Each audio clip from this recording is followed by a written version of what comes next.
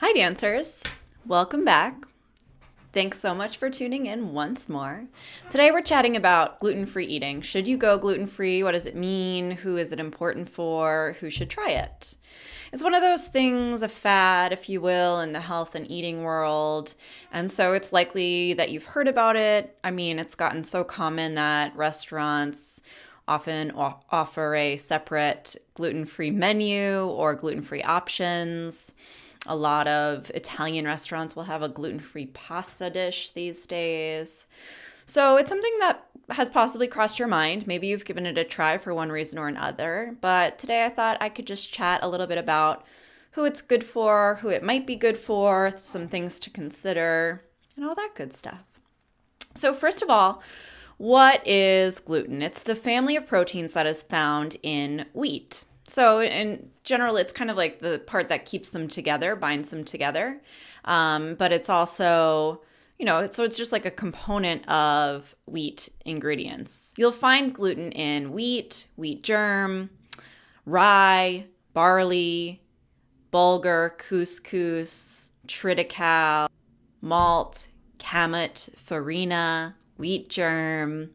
So those are sort of like the ingredient components that you might find gluten in. In addition to that, it's commonly found in foods like pasta, bread, baked goods. Most things made with a flour are made with a gluten-containing flour, unless it's a specifically gluten-free product.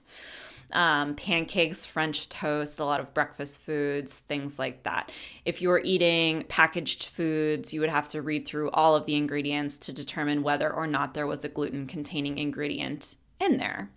I mean, I generally recommend reading ingredients regardless, but it is important, especially if you are trying or you decide you want to give it a try, to avoid gluten for a while, that you'll have to definitely be reading the ingredients of any packaged foods that you eat. Crackers is another one. Bread is obviously the most common one, very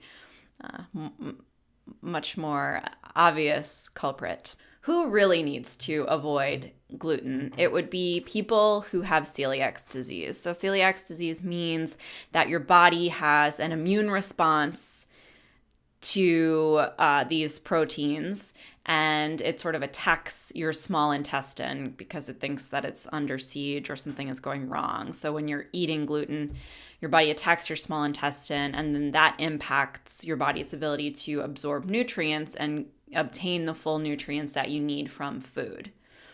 So it's serious, it's a big thing, and that's a big reason why people with celiac disease cannot be eating gluten-containing foods, and they have to eat a gluten-free diet, and they have to be very, very aware of it. If you don't have celiac disease, you still might have a gluten sensitivity or a gluten intolerance, and that will manifest itself in ways like headaches, bloating, fatigue, digestive disturbances. Some of my clients have reported things like sores in their mouths when they eat gluten, or skin can be impacted by eating gluten. So there's a number of ways that a sensitivity can show up. And just like with all your food choices, it's really important that you are aware of, responses that your body has to certain things.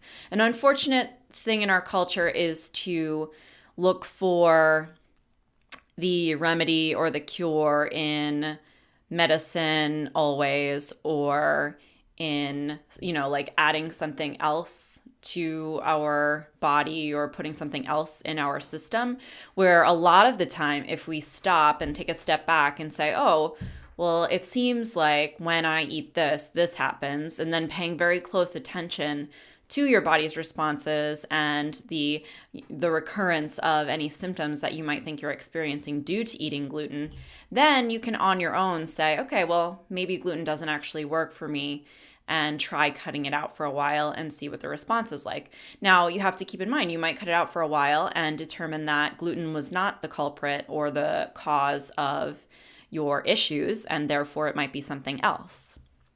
So I think there's definitely value in going gluten-free, at least to see how it feels. If you feel more energetic, if you notice a difference in bloating and digestion and things like that. Always, always, always ask yourself, what is my motivation for cutting this out? That's one of the big things I want dancers to always think about, because it's easy for us to think, this is something that I went through a lot when I was dancing. It's very easy for us to think less is more. If I just have less food options, I will be eating less food, and then, I'll be thinner, I'll look better, blah, blah, blah, all of that. Whereas in reality, we need to be having options with food, and, like a more bountiful choice of different foods to eat will keep us more satisfied by our food. We'll be less likely to have cravings, less likely to do things like binge in response to feeling restricted and things like that. So always ask yourself, what's my motivation for eliminating something or testing something out? If you haven't noticed any digestive issues, bloating, headaches, anything like that, with gluten or any food for that matter, you might be already eating a meal plan that works for you. If you have other aims like weight loss or something like that, you don't necessarily need to cut out gluten or bread or whatever in order to reach that goal.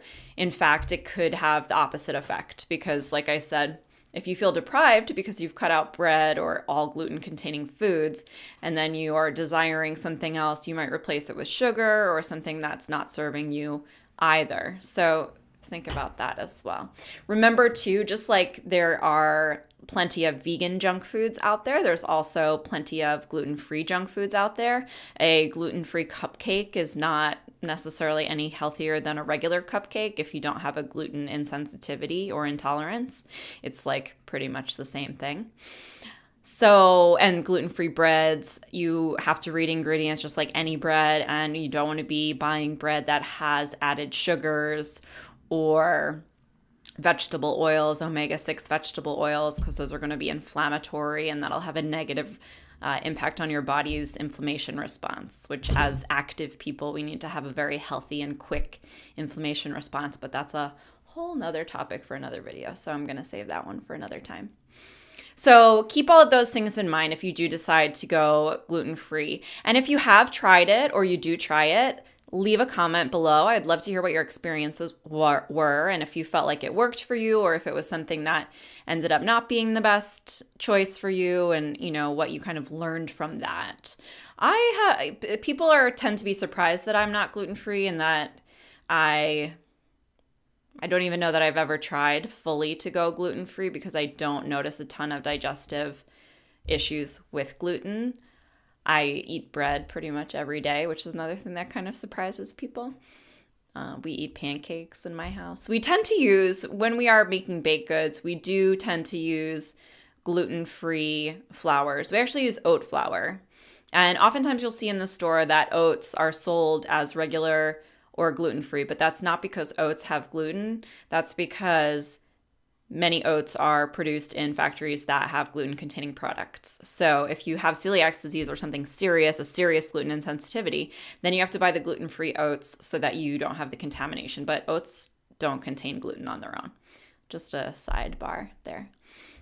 So we use oat flour when we bake, typically, for, cookies and cupcakes and things like that. So yeah, if it's something you try, I'd love to hear about it. Or if it's something you've tried, I'd love to hear your thoughts and what your experience was. If it's something you're considering giving a try, let us know how it goes. But like I said, keep in mind all of those factors, may or may not work for you. You may or may not see changes or results from it. It's not necessarily a weight loss thing. But if you do notice maybe some of those symptoms of insensitivity, it's worth giving a shot to see if you feel any difference. All right, dancers, I will be in touch. Have a great rest of your day, and thanks again so much for tuning in.